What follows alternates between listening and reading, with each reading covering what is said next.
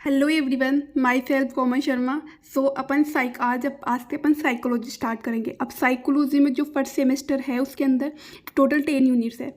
अब 10 यूनिट्स में जो यूनिट इंपॉर्टेंट है वो अपन इस सीरीज के अंदर डिस्कस करेंगे। सो स्टार्ट करते हैं। सबसे पहले इसका इंट्रोडक्शन।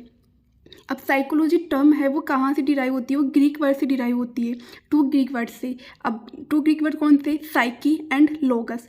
साइकी का क्या मतलब होता है? साइकी का मतलब होता है शोल। अब शोल क्या होती है? अपनी आत्मा। एंड लोगस, लोगस कहीं पे भी आ जाए इसका मतलब होता है स्टडी ऑफ या फिर नॉलेज। तो साइकोलॉजी क्या हुई? स्टडी ऑफ शोल, शोल की स्टडी। अब ये जो मीनिंग है ये कब थी? जब स्टार्टिंग में जब साइकोलॉजी की डिस्कवरी हुई थी। अब जैसे जैसे चेंजेस आए तो वैसे वैसे साइकोलॉजी की मीनिंग में भी चेंजेस आए। तो सबसे पहले अपन क्या पढ़ते थे? पहले पढ़ते थे हम स्टडी ऑफ शोल। अब स्टडी ऑफ शोल पढ़ने के बाद में फिर सेकंड क्या है इसमें? Study of mind. अब माइंड क्या होता है? माइंड होता है अपना जो नर्वस सिस्टम है उसका फंक्शनल पार्ट होता है माइंड। थर्ड क्या आया? थर्ड हुआ स्टडी ऑफ कॉन्शियस एक्सपीरियंस, यानी कि अपनी लाइफ लॉन्ग जो अपनी लाइफ है उसके अंदर जो अपन स्टार्टिंग से लेके एंड तक अपने क्या एक्सपीरियंस किया, कॉन्शियस एक्सपीरियंस। एंड लास्ट में जो अभी लेटेस्ट जो यूज में हो रहा है वो क्या हो रहा है? स्टडी ऑफ बिहेवियर, यानी कि ह्यूमन बिहेवियर की स्टडी। सो ये है उसकी मीनिंग। अब जो बिहेवियर है, बिहेवियर क्या होती है, बिहेवियर क्या होता है उसको अपन देखते हैं।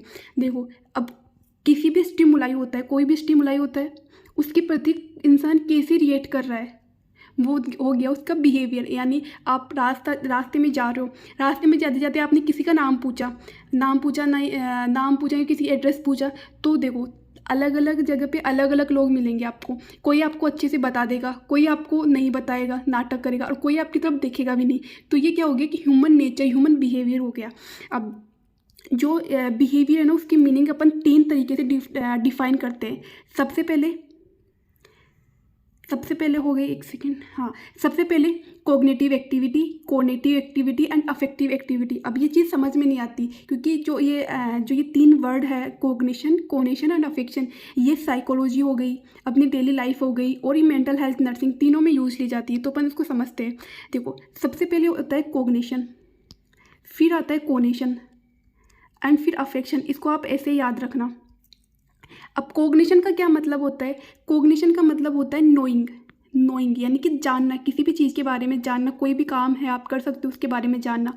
सेकंड आ गया कोनेशन। कोनेशन का क्या मतलब होता है? डूइंग यानी कि करना, यानी कि किसी काम के बारे में आपने सोचा और फिर उसको किया। एंड लास्ट में आ गया अफेक्शन यानी कि फीलिंग, कि यानी कि आपने वो काम करके कैसा फील किया, अच्छा फील किया या बुरा फील किया।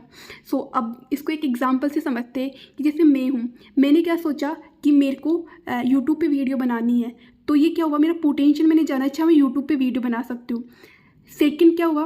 कोग्निशन, यानी कि अब जानने से तो है नहीं कि काम हो जाएगा, तो मुझे करना पड़ेगा। तो सेकंड क्या होगा? डूइंग, यानी कि मैंने वो काम किया, डूइंग। एंड लास्ट में अफेक्शन यानी कि वो काम करने के बाद में मेरे को कैसा फील हुआ, फीलिंग, यानी कि मुझे अच्छा फील हुआ या बुरा फील हुआ। सो ये हो गई बिहेवियर की मीनिंग। अब देखो, साइकोलॉजी हो गई या फिर सोशियोलॉजी होगी, उनमें लिखने का एक पैटर्न होता है। यानी कि आपके पास कोई क्वेश्चन आया आपके पास कि डिफाइन साइकोलॉजी, तो आप साइकोलॉजी को कैसे डिफाइन करोगे? आप साइकोलॉजी को डिफाइन करोगे, आप सोशियोलॉजी को कैसे डिफाइन करोगे? तो डिफाइन करने से पहले अपन को ऐसे नहीं कि आपने एडिंग डाली साइकोलॉजी एंड फिर डिफाइन कर दिया, नहीं। आपको पहले उसका इंट्रोडक्शन लिखना है, फिर उसकी डेफिनेशन लिखनी, एंड देन उसके बाद में जो भी आपसे पूछे, इनकी ब्रांचेज पूछे, कोई स्कोप पूछे, कुछ भी पूछे, तो उसके बाद में आपको उसके बारे में लिखना है। तो ये लिखने का एक पैटर्न होता है साइकोलॉजी एंड सोशियोलॉजी के अंदर। अब ये अपन इसका इंट्रोडक्शन देख लिया। अब इसकी देखते हैं अपन डेफिनेशन।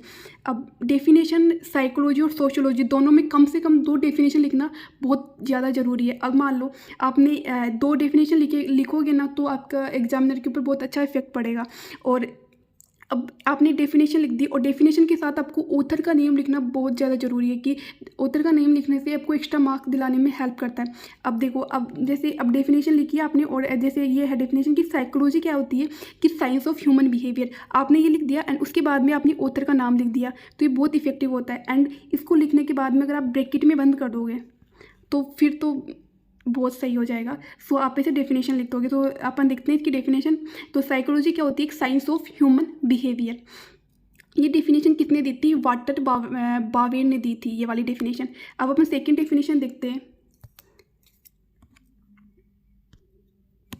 अब psychology is the investigation of human and animal behaviour and investigation of mental and psychological process associated to behaviour, यानी ह्यूमन या फिर एनिमल, जो दोनों का बिहेवियर है, दोनों की मेंटल स्टेटस है, दोनों का जो साइकोलॉजी है, तो इन सब की जो स्टडी है या इन सब के बारे में जानना क्या होता है, साइकोलॉजी होती है। अब साइकोलॉजी के अंदर एक क्वेश्चन आता है, स्कोप या ब्रांचेज ऑफ साइकोलॉजी।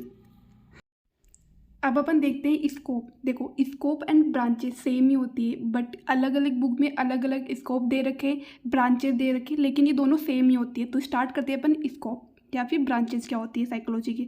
अब ये 2 टाइप से होती है, एक तो होती है प्योर साइकोलॉजी और एक होती है अप्लाइड साइकोलॉजी।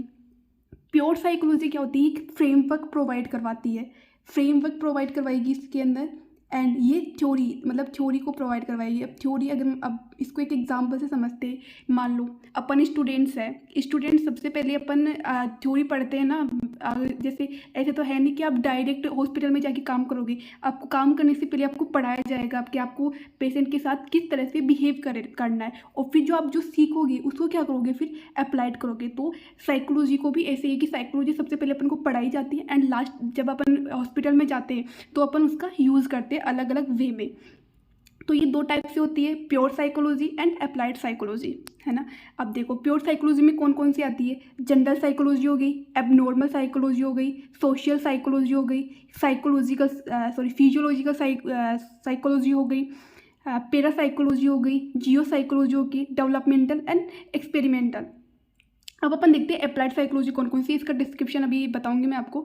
एजुकेशनल हो गई, क्लिनिकल हो गई, इंडस्ट्रियल हो गई, लीगल हो गई, मिलिट्री हो गई एंड पॉलिटिक्स हो गई। तो ये डिफरेंट टाइप की ब्रांच की डिफरेंट टाइप्स है। अब अपन देखते हैं कि प्योर साइकोलॉजी क्या होती है और अप्लाइड साइकोलॉजी क्या आती है। ये क्या करती है, ये प्रोवाइड फ्रेमवर्क एंड थ्योरी, यानी कि थ्योरी सबसे पहले अपन पढ़ते हैं, फिर उसके बाद में क्या होता है, deal with formation of psychological principle. अब अपन साइकोलॉजिकल प्रिंसिपल बनाएंगे तभी तो जाके अपन उस प्रिंसिपल का एप्लीकेशन करेंगे, अप्लाई करेंगे पेशेंट के ऊपर। और अप्लाइड साइकोलॉजी क्या होगी, use of theory of pure psychology and find its practical use, यानी कि सबसे पहले अपन ने पढ़ा एंड उसका फिर यूज़ किया। Deals with application of principle, पहले बनाया और फिर एप्लीकेशन किया। सो अपन स्टार्ट करते हैं। सबसे पहले अपन देखते हैं प्योर साइकोलॉजी। प्योर साइकोलॉजी का सबसे पहले देखते हैं जनरल साइकोलॉजी। जनरल साइकोलॉजी क्या होती है, deal with fundamental rule principle theory for study of behaviour, यानी कि सबसे पहले अपन को पढ़ाया जाएगा कि क्या होता है बिहेवियर, उसके प्रिंसिपल क्या है। तो ये किस में आता है, जनरल साइकोलॉजी में।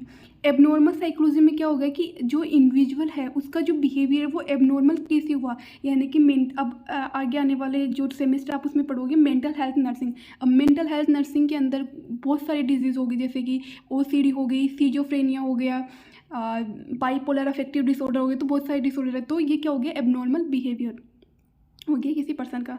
अब थर्ड कौन सी होती है, सोशल साइकोलॉजी। अब सोशल साइकोलॉजी क्या होती है, डील्स विथ ग्रुप बिहेवियर, यानी कि एक ग्रुप के अंदर कोई भी ग्रुप है 7 से 10 लोगों का, अब उस ग्रुप के अंदर उन अलग अलग पीपल का अलग अलग बिहेवियर कैसा है तो उसकी डील करना।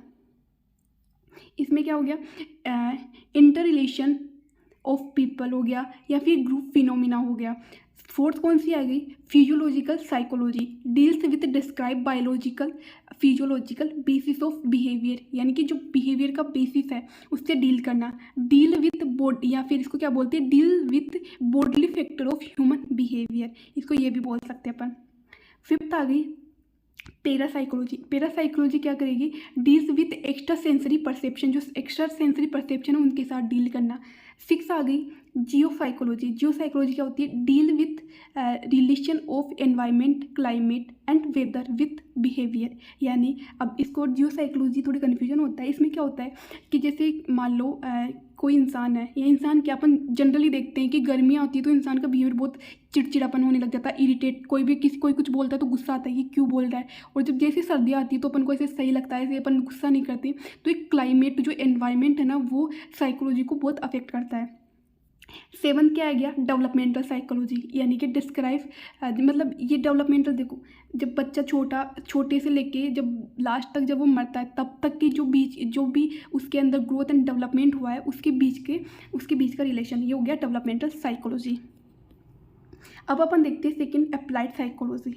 अप्लाइड कैसे करेंगे? सबसे पहले एजुकेशनल साइकोलॉजी, यानी कि ये जो साइकोलॉजी अपन ने पढ़ी है अब उसको अपन क्या करेंगे? अप्लाइड करेंगे, यानी कि deals with use application of psychology principle theory technique in educational situation, यानी कि एजुकेशन में अपन इसको अप्लाई करेंगे। फिर आ गया क्लिनिकल साइकोलॉजी।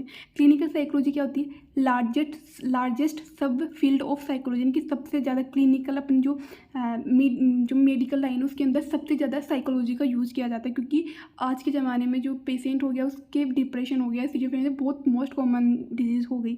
तो ये कहाँ होती है? जो मतलब अपनी जो मेडिकल होती है उसके अंदर सबसे ज़्यादा यूज में लिया जाता है। Deals with describe the cause of mental illness abnormal behaviour, यानी कि मेंटल इलनेस यानी कि किसी भी पेशेंट को कैसे वो मेंटली इल हो रहा है तो उससे डील करना, एंड उसका एबनॉर्मल बिहेवियर हो गया उसको जानना। थर्ड क्या होगी? Industrial psychology. अब इंडस्ट्रियल साइकोलॉजी क्या होती है? Deals with application of psychology principle theory technique in industrial, मतलब आपको याद रखना है कि जो application of psychology behaviour principle और टेक्निक किसके अंदर? इंडस्ट्री में। लीगल, अब लीगल जैसे कोई क्रिमिनल हो गया कोई भी, अब वो भी कभी कभी होता है ना कि कुछ भी हो जाता है उसको, वो भी मेंटली इल हो जाता है। क्लाइंट हो गया या फिर कोई ऐसे पर्सन हो गया जिसको अपन मतलब उसका बिहेवियर अब नॉर्मल है, तो उसके बारे में डील करना। तो ये जो आपने देखा अपने ब्रांचेज या फिर स्कोप ऑफ साइकोलॉजी बहुत इंपॉर्टेंट है, तो आपको ये पढ़ लेना है अच्छे से।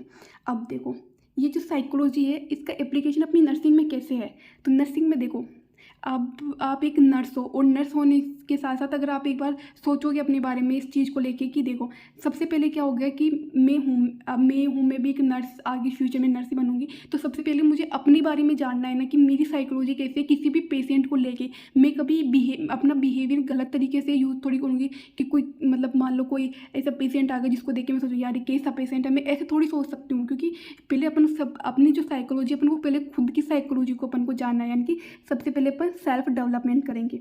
अब अपन सेल्फ डेवलपमेंट कर लिए तो उसके बाद में अपन एजुकेशन दे सकते हैं, किसी को भी एजुकेट कर सकते हैं, तो एजुकेशन के रूप में होगी। अब एजुकेशन के बाद में आप अब मेडिसिन में कैसे कि आजकल कोई भी डॉक्टर हो गया वो कभी भी मेडिसिन नहीं देता। मेडिसिन कौन देती है? जो नर्सेज होती है वो ये मेडिसिन देती है। काउंसलिंग हो गई, काउंसलिंग में भी हेल्प कर सकती है। लीगल एस्पेक्ट, यानी कि जो पेशेंट होते हैं उनके जो हेल्थ, वो जो मेंटल हेल्थ जो राइट्स होते हैं उनको प्रोटेक्ट करना। पॉलिटिक्स के अंदर इसका यूज़ हो सकता है। एंड मिलिट्री नर्सिंग सर्विसेज, इन सब में जो नर्सिंग है उसका एप्लीकेशन होता है। अब अपन देखते हैं रिलीवेंस विथ नर्सिंग। रिलीवेंस का मतलब क्या होता है? रिलीवेंस का मतलब होता है इम्पोर्टेंस या फिर यूज़, यानी कि साइकोलॉजी का कैसे यूज़ है इस नर्सिंग के अंदर अपने में। तो साइकोलॉजी क्या होती है? नेसेसरी इन एवरी प्रोफेशन, यानी कि हर एक प्रोफेशन में साइकोलॉजी ज़रूरी होती है। Provide ability to deal with mind behaviour by which mental illness problem can be treated, यानी कि जब आप किसी की साइकोलॉजी समझ जाओगे, किसी का बिहेवियर समझ जाओगे, तो उसके अंदर जो भी मेंटल डिजीज़ होती है उसको आप अच्छे से फाइंड कर सकते हो और उस पर्सन को आप एकदम सही कर सकते हो। सो अब अपन देखते हैं इसका ये जो रिवोल्यूशन है वो कैसे। अब देखो सबसे पहले इसको याद करते हैं अपन। सबसे पहले आपके पास कोई पेशेंट आया, सही है, पेशेंट आया तो सबसे पहले अपन को अंडरस्टैंड करना है खुद हो कि आप उस पेशेंट को डील कर सकते हो या नहीं कर सकते हो। सबसे पहले अंडरस्टैंड सेल्फ अंडरस्टैंड करने के बाद में सेल्फ अंडरस्टैंड करने के बाद में क्या हुआ? To understand patient. अब आप पेशेंट को अंडरस्टैंड करो, पहले खुद को करोगे फिर पेशेंट को अंडरस्टैंड करोगे, फिर उसका जो एबनॉर्मल बिहेवियर है उसको रिकॉग्नाइज करोगे। अब उसका एबनॉर्मल बिहेवियर रिकॉग्नाइज कर दिया तो उसके बाद में आप किसका बिहेवियर जो उसके साथ जो भी पेशेंट या फिर जो भी फैमिली मेम्बर आए उनका जो बिहेवियर है उसको आप रिकॉग्नाइज करोगे। इसको एक स्किन ऐसे कर लेते हैं अपन, फिर तो ऐसे ही हो रहा है। फिर क्या हो गया? फिर अपन देखते हैं क्यों प्रोवाइड। अब देखो उसका बिहेवियर अपन ने चेंज, मतलब उसका बिहेवियर देखने के बाद में अपन क्या करेंगे? अपन उसको क्वालिटी केयर प्रोवाइड करेंगे। ऐसे तो है नहीं कि भाई पेशेंट आ गया, क्योंकि अपन को पता है कि अपन को उसको डील करना है, उसको अच्छे से सही करना है, तो उसको क्वालिटी केयर प्रोवाइड करवाएंगे। फिर उसका जो एनवायरनमेंट हुआ है, जो आसपास के लोग हैं उनसे, जैसे मेंटल डिपार्टमेंट होता है उसके अंदर कोई भी पेशेंट आता है तो अपन सबसे ही उसका इंट्रोडक्शन करवाते हैं, तो उसके एडजस्टमेंट अच्छे से करेंगे। फिर उसकी हेल्पफुल इन इफेक्टिव स्टडी, यानी कि उसकी जो भी कोई भी डिजीज़ है या फिर किसी भी से वो सफ़र कर रहा है तो उसके ऊपर अच्छे से उसकी स्टडी करेंगे। सो ये हो गया रिवोल्यूशन इन नर्सिंग साइको। अब अपन देखते हैं मेथड ऑफ साइकोलॉजी, यानी कि साइकोलॉजी के कौन कौन से मेथड है। अब साइकोलॉजी क्या होती है? Scientific study of human mind, जो अपन ने पहले ही देख लिया। तो अपन अब देखते हैं इसके मेथड्स। अब देखो इसके टोटल कितने मेथड्स, वैसे तो बहुत सारे मेथड है, तो अपन यहाँ पे जो मेन है वही देखते हैं। सबसे पहले अपन देखते हैं इंट्रोस्पेसिफिक मेथड या फिर सेल्फ ऑब्जर्वेशन। सेकंड क्या हो गया? Observational method. थर्ड क्या हो गया? एक्सपेरिमेंटल। फिर क्लिनिकल, सर्वे एंड डेवलपमेंटल। तो इसके ये मेथड्स होते हैं, तो वन बाय वन इसकी स्टडी करते हैं। सबसे पहले अपन देखते हैं इंट्रोस्पेसिफिक मेथड। इसको क्या बोलते हैं? Also known as self observing method, यानी कि इसको सेल्फ ऑब्जर्विंग मेथड भी बोलते हैं। ये क्या होता है? एक ओल्डेस्ट मेथड होता है साइकोलॉजी का। क्या होता है? ओल्डेस्ट मेथड होता है। इंट्रोस्पेसिफिक मीन्स क्या होता है? लुक विद इन, यानी कि खुद के बारे में जानना, खुद के जो परसेप्शन है उसके बारे में जानना। अब इसके मेरिट एंड डीमेरिट देखते हैं, यानी कि किस में यूज़फुल हो सकती है और किस में इसके ड्रॉबैक है। तो मेरिट क्या है? ये क्या होती है? Provide direct, immediate and exact knowledge, यानी कि ये प्रोवाइड करवाती है। ये क्या होती है? Enable use to fully understand the behaviour, यानी कि बिहेवियर को अपन अच्छे से समझ सकते हैं। ये क्या होती है? इनएक्सपेंसिव होती है, यानी कि इसके पैसे कम लगते हैं और इजी रहती है, अपन इसको कर सकते हैं। नॉट रिक्वायर लेब, यानी कि लेब की इसमें ज़रूरत नहीं होती है। फिर इसके देखते हैं अपन डीमेरिट, यानी कि इसके क्या क्या ड्रॉबैक है। No applicable to child and MR person. अब MR जो चिल्ड्रंस होते हैं, मेंटल रिटार्ड चिल्ड्रन, और जो चिल्ड्रंस जो छोटे बच्चे होते हैं उन पर ये अप्लाइड नहीं होती। ये क्या होती है? प्योरली प्राइवेट मेथड होती है। ये जो प्राइवेट है हॉस्पिटल होती है उसके अंदर ही ज़्यादा यूज़ में ली जाती है। फिर सेकंड अपन देखते हैं ऑब्जर्वेशनल मेथड, यानी कि ऑब्जर्व करना। अब इसके 4 स्टेप्स होते हैं। सबसे पहले क्या करेंगे अपन? ऑब्जर्व बिहेवियर, यानी कि पेशेंट का क्या करेंगे? बिहेवियर को ऑब्जर्व करेंगे, फिर उसको नोट करेंगे।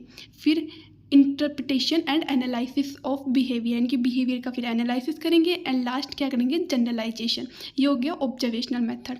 अब ऑब्जर्वेशनल मेथड के मेरिट्स क्या क्या होते हैं? ये इकोनॉमिकल होता है और नेचुरल होता है। रिजल्ट कैन बी वेरीफाइड, यानी कि रिजल्ट वेरीफाइड हो सकते हैं। और ये जो ऑब्जर्वेशनल मेथड होता है, इसको नर्स होती है, वो क्या करती है? पेशेंट का जो बिहेवियर ऑब्जर्व करने में ये वाला मेथड है वो यूज़ में लेती है। अब और क्या है? ये क्या होता है? सूटेबल फॉर चिल्ड्रन के लिए भी सूटेबल होता है, और जो MR पर्सन होते हैं उनके लिए भी सूटेबल होता है। अब इसके डीमेरिट्स क्या होता है? कि लेक होती है किससे? रिपीटेबिलिटी, यानी कि ये वेरिएशन दिखाती है। कोई भी रिजल्ट दे दिया तो उसमें क्या दिखाएगी? ये वेरिएशन दिखाएगी। और ये क्या होती है? Not being able to establish a proper cause and effect relation, यानी कि ये ना तो प्रॉपर कोच के बारे में बता पाएगी, या फिर उसका जो अफेक्शन है उसके बारे में प्रॉपर नहीं बता पाएगी। थर्ड क्या है? Experimental behaviour. अब एक्सपेरिमेंटल बिहेवियर यानी कि एक्सपेरिमेंट करेंगे, यानी कि नाम से ही है कि एक्सपेरिमेंट करेंगे। ये क्या होती है? ये क्या होता है? ये होता है मोस्ट साइंटिफिक ऑब्जेक्टिव मेथड होता है। एक्सपेरिमेंटल मतलब टू ट्राई और पुट टू टेस्ट, यानी कि ये जो एक्सपेरिमेंट का मतलब होता है कि यानी कि ट्राई करना है, फिर किसी टेस्ट को करना। अब इसके स्टेप्स होते हैं। सबसे पहले स्टैंडिंग प्रॉब्लम, यानी कि सबसे पहले अपन प्रॉब्लम को जानेंगे। फिर फॉर्मुलेशन ऑफ हाइपोथेसिस, यानी कि हाइपोथेसिस का फॉर्मुलेशन करेंगे। Identify study subject. अब इसके 2 ग्रुप लेते हैं अपन। एक तो ट्रीटमेंट ग्रुप, यानी कि किसका अपन को ट्रीटमेंट करना है। एंड सेकंड ग्रुप क्या होता है? कंट्रोल ग्रुप, यानी कि इसको कंट्रोल वाला। अब दोनों ग्रुप है उनका जो आउटपुट निकलेगा उसको क्या करेंगे? अपन मेज़र करेंगे। अब मेज़र करने के बाद में फिर अपन उसका दोनों ग्रुप का कंपेयर करेंगे। ये हो गया एक्सपेरिमेंटल मेथड। अब इसके मेरिट एंड डीमेरिट। मेरिट क्या होता है? ये एक साइंटिफिक मेथड होता है। Find out cause and affect phenomena, यानी कि अच्छे से कोज और जो भी है उसकी चीज़ के बारे में अच्छे से बता सकता है। रिपीटेटिवली पॉसिबल, यानी कि रिपीटेड हो सकता है वापिस ये। अब इसके डीमेरिट क्या है? Can't be one of all psychological problem, मतलब जो सारी साइकोलॉजिकल प्रॉब्लम है उसको सबको ये डिटेक्ट नहीं करता। एंड ये कॉस्टली। आगे का मैंने इसमें डिस्क्राइब नहीं किया था क्योंकि ये इतना आप अपने मन से भी लिख सकते हो। अब जो बच्चे हैं वो कौन कौन से हैं? अब एक हो गया क्लिनिकल में क्या हो गया? ये मेथड हो गया क्लिनिकल में बहुत ज़्यादा यूज़ में लिया जाता है। वर्ल्ड वाइड सबसे ज़्यादा यूज़ में लिया जाता है। क्लिनिकल बेस पे अपन क्या करते हैं? पेशेंट के जो सिम्टम्स होते हैं उनको देखते हैं। सर्वे, यानी कि अपन सर्वे करेंगे, जो कम्युनिटी के अंदर जाके सर्वे करेंगे और फिर देखेंगे कि जब पर्सन का जो बिहेवियर है वो कैसा है। एंड डेवलपमेंटल कैसे करेंगे? कि जो स्टार्टिंग से यानी कि जब बच्चा बोर्न होता है और लास्ट तक मतलब जब उसकी डेथ होती है तो इसके बीच में जो भी उसका बिहेवियर है उसका ऑब्जर्वेशन करना। तो साइकोलॉजी की जो ये फर्स्ट यूनिट है ये हमारी कंप्लीट हुई है। इसके अंदर जो भी इंपॉर्टेंट क्वेश्चन थे वो सारे इसमें कवर कर लिए। आगे अपन सारे जो इम्पोर्टेंट क्वेश्चन है वो डिस्कस करेंगे। सो बने रहिए हमारे साथ। धन्यवाद आपका।